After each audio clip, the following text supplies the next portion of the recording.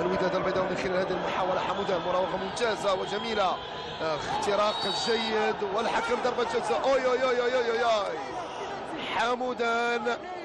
حمودان يحقق اختراق جيد وضربة جزاء لصالح فريق اتحاد طنجة.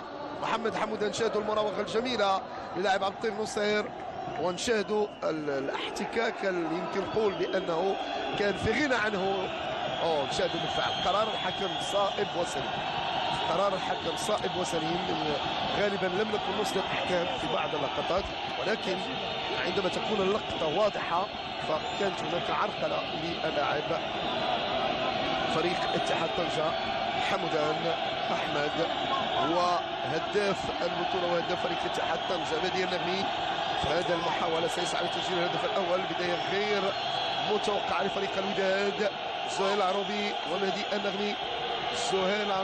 النغمي، يمكن اقول بان فريق اتحاد طنجة لم يكن يتوقع بتاتا هذا السيناريو. مهدي النغمي الان زهير العروبي، تدخل اكثر من جيد لزهير العروبي. قراءة كانت جيدة الاتجاه اللي سدد ليه النغمي وتدخل زهير العروبي. يمكن اقول على قله الجماهير الحاضره على غير العاده، اكيد باننا كنا نتوقع حضور